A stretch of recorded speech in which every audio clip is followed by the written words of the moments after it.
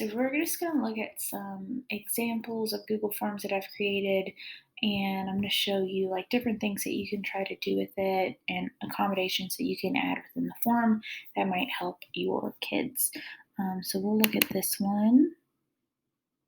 And this is one I did during NTI, and we decided that we were going to put the day of the week on the assignment so the kids would clearly know what assignment they're supposed to be doing and when. You can also see the responses up here. So if I wanted to see the data, I could check that out. I could look at the questions, who did what, and individual, and it shows me how they responded.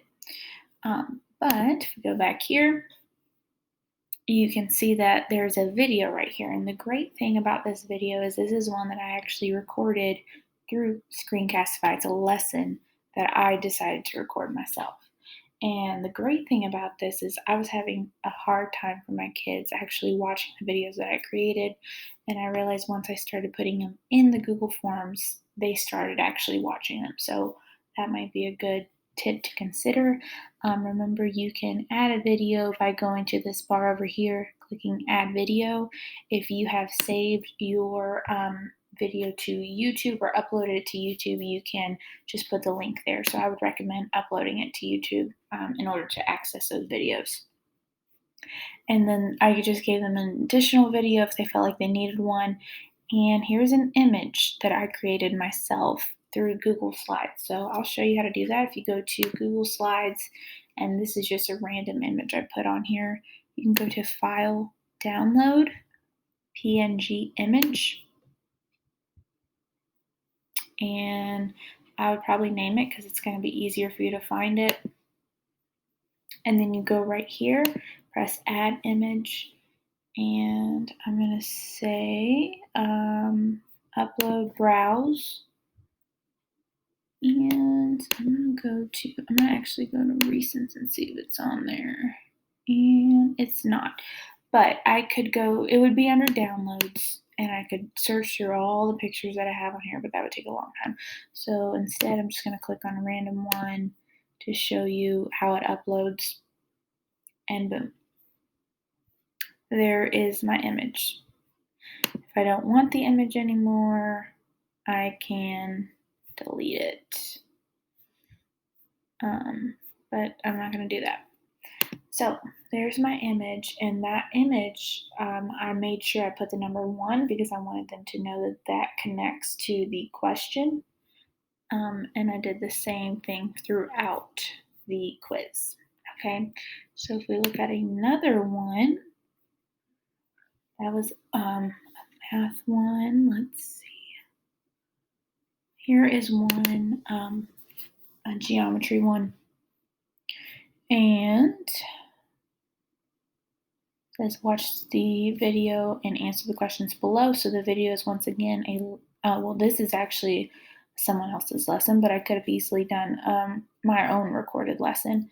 I put the question first this time and the image below. And so these images are from Math Learning Center. I saved the image to my computer, and I was able to upload it again through this picture right here.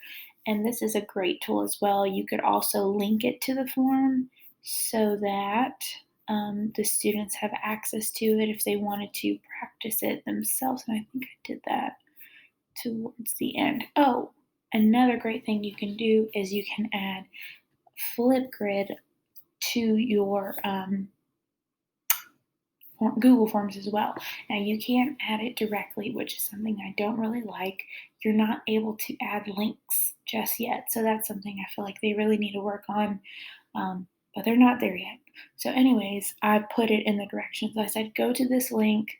You could probably even say copy and paste this link.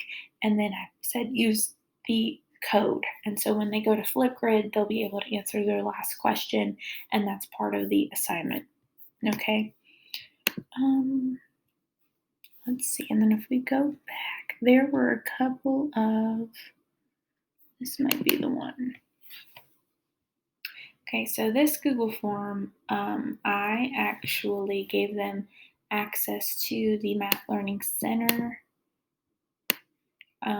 It was something I created specifically through Math Learning Center that I wanted them to use. So I put that link right there, and I told them to use that to kind of work with it. And so it looks like this, and it's still available to them, and they can make changes as they want, but that kind of just helps them figure out how it all works. And so if we go back here, I put a link for every single question. Want to use math tools? Check this out. Want to use math tools? So once again, if they could add that link feature, that would really help this out and make it look a lot better for them and easier because they could just click it and go. But as of right now, that's not a feature. And if you notice, this right here, it says rounding practice. I created that again through Google Slides. So you can create your own images and headers to make it look like a complete form. And I want to show you one more. There were a couple, let's see, structures and functions. Well, it might be this one.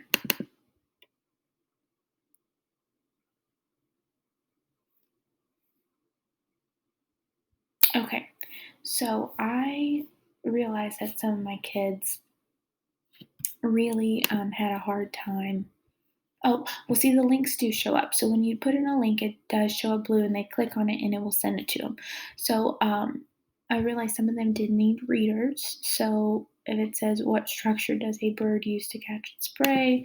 Need this to be read to you, they can click it, and there is a super short clip of What structure does a bird use to catch its prey? That's it. A.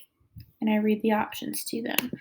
So that is an option. Does that take some time? Yeah, but it's a 10-second video, so it doesn't take an extreme amount of time. And I know that was super helpful for a lot of them because sometimes they get confused by the directions, and this allows you to go a little deeper into the directions. If you do not want to do that, I'm pretty sure you can also record it through Screencastify and just upload your audio as well, a link to your audio.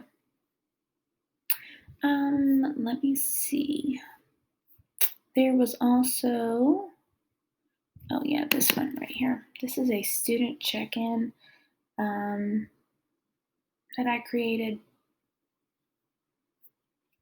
just to kind of see how the kids were doing. And, I put a video to explain how to actually complete the Google form because that's half the battle. How are you feeling today? And they can type it in. This is the checkbox, so they can click which one fits them best or how many fit them best. Type your note below if you want to share.